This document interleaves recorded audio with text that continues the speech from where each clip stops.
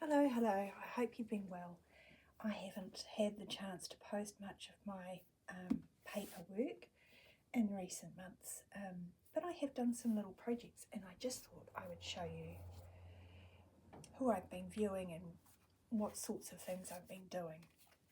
So these are from Paper Party Plannery. She does cards. I'm not really a card maker, but I did have some birthdays coming up, so I made 4 out of a card sketch that she had, and I thought they turned out particularly well. So if you're interested in replicating those things, I'll link the video that I saw with the information for the card sketch, and I used Rosie's Studio Wildwood for these. I've been watching a number of creators going through and using up their stash, and I had thought about Paper Party Plannery as one of those people. I had thought about doing that myself, but other projects are sort of beckoning me at the moment. So this one was a freebie on her Ko-Fi, and I did make a Valentine's, well, I made 4, but I sent one to my pen pal. And these are the 3 that I've got left to put in my stash. And I think they're really gorgeous. They're really cute. I love the style on them. I didn't need to do much to make this card, which is good because, as I said, I'm not really a card maker. But I thought I'd just show you if it'll turn up on camera with that. My mind's gone blank. I've forgotten what it's called. It's like a little tube of paint. You paint it on and it makes things sort of shiny. In junk journaling we don't use it so much, but I had some. So I've done the little lights here, the wings on the bee. And you know, with the addition of a doily and like a little bit of card to frame it, and the blanks just came from the warehouse, I think. So, cards. They were done in February. Then I was lucky enough to receive 2 packets of junk journal papers from a woman as part of a swap, really. I belong to a junk journal Facebook page. I'm not very active on Facebook, but it's run by Kate at Pixie K Design, so I'll link her if you're interested in connecting with some other junk journalers in New Zealand. And anyway, a local lady and I swapped, and she gave me 2 parcels that looked like this. And I set myself the challenge to see what all I could make from 1 pack, and it was quite a lot. So I have used the envelopes that were in there for the most part to create covers. I have inserted some of my own papers from my stash. They are pretty plain Jane. Now I used Joey, again I'll link her below. She had a recent kind of beginner tutorial on how to make easy junk journals from, you know, things like this. So I have 4 of them in various sizes, and my plan with these is to use them for putting like little examples of ephemera, pockets, tags and things that I find when I'm watching others' videos and I want to remember how to do things. So, you know, they'll become quite useful to pick out when I'm feeling low on inspiration and, you know, want some ideas around pockets or, you know, what to put on a page. So yeah, 3 plus these were the leftovers. She had some sort of more modern elements. You'll see some of them and some lovely quotes. which I'll incorporate in some way, even if I just rewrite the quotes in my own with my own pen and ink. That somehow didn't get in there. It was one of the envelopes I made into a sort of a pocket page, so you can get in both sides. And I thought the image looked quite cute either side, so that needs to be, something needs to be done with it. And then I used all of the scraps to make myself a bunch of like little cluster things, which, yeah, could use extra bits and pieces, maybe some stamping, some buttons, some lace. Here are some more modern elements that I've just grungied up. There was some wallpaper samples, and I've got one of those Martha Stewart edge punches. So I punched out a little tab that'll go over the edge of a page like that. And the good thing with wallpaper is that it's quite fibrous, so I think I'll be able to punch that and put an eyelet and a dangle.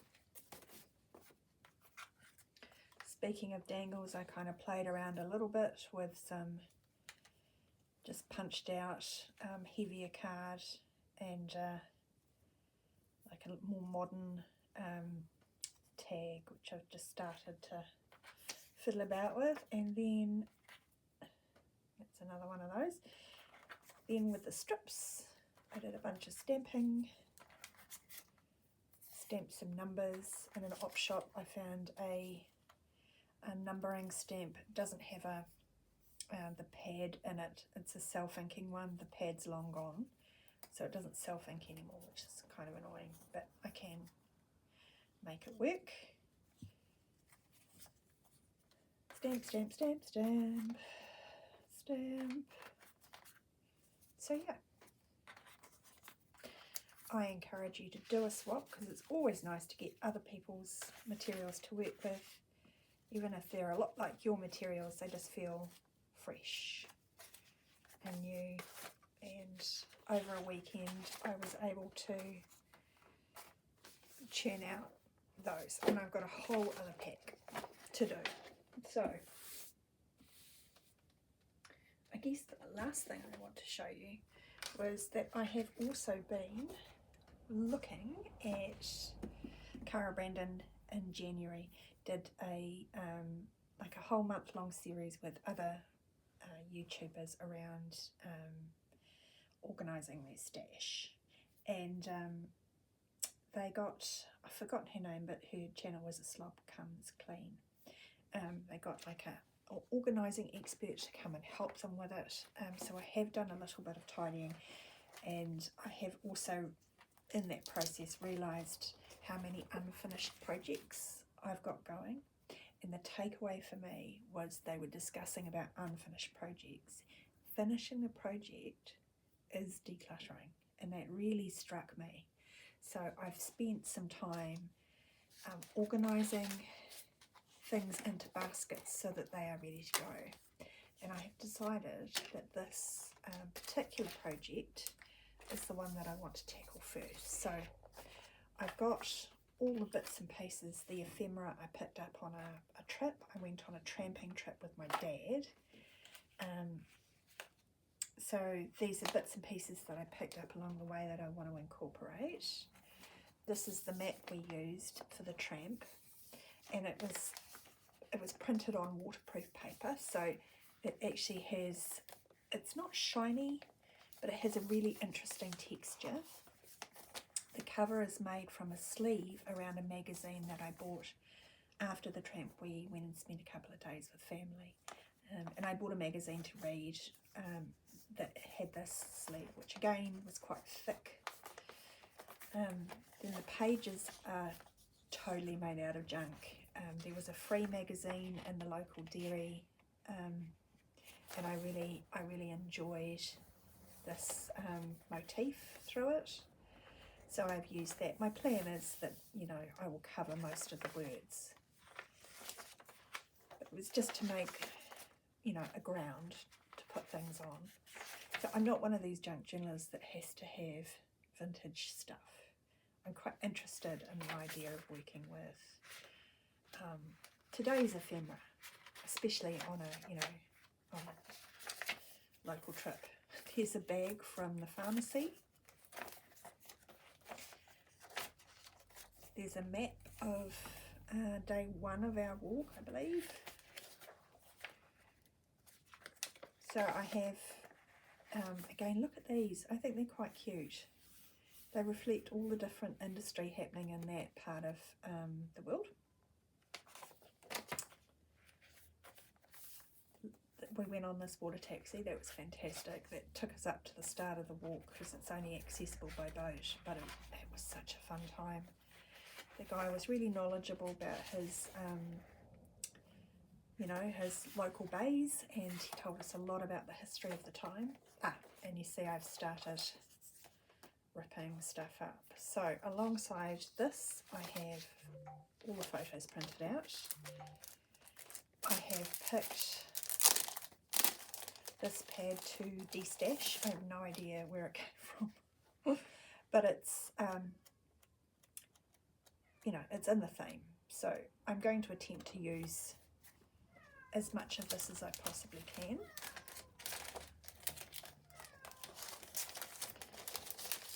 I also have these, that's one random sheet left over from a pack that I've mostly used, and I have these 6x8s, which will be lovely backgrounds too. I did pick from one of my vintage books. This is a vintage book about New Zealand. It's quite a humorous take on tramping, so I thought this would be quite fun to put in. And I went through, and I know the colours are different, but I've picked out a couple of pre-made cards, not a lot. I guess this this journal is going to look quite a lot more modern, but I'm okay with that. It's a chance to use things up, and so instead of in my crafty garage, which my children call Other Spotlight. Spotlight is like a craft store, a big craft store here in New Zealand, so my kids call my garage Spotlight. I had organised things, put things into baskets so that the project is ready to go, rather than having pre-made journal covers in one part and cards in another part. I have like pulled everything, like I've gone and done a shop and put together a pack for myself to work through, and I'm hoping that that will help me use up my stuff better and not forget about things. I know these are shiny. I get Somerset Studio out of the library, and I was reading through one of the issues. This is spring 2024, and somebody had done a lovely seaside inspired piece, calling it a piece rather than a journal because they've used a shell. So I just am really inspired by this idea and some of the techniques that they've used to like adhere images to the inside of the shell. So I've got that handy. I'll see how I can incorporate those. So yeah, I hope that by filming that is somewhat useful. I really loved the idea that finishing things is destashing, and for me that's the way forward, because I love my stuff, and everything I pick up I think, well, I have a use for that, so why not, instead of throwing things away, just focus on not getting any more and using what I've got. And lastly, to actually show you something that I have journaled about, this is my daily carry. I have begun to put some junk journaling pages in it and incorporate that that daily log and that journaling. In some instances where I have like a specific event that would constitute a whole journal, like that trip, I'll do a separate thing, because in my mind this is more like a photo memory album of an event, whereas this was an event that I went to. Obviously it was a ball. My friend and I had so much fun with this.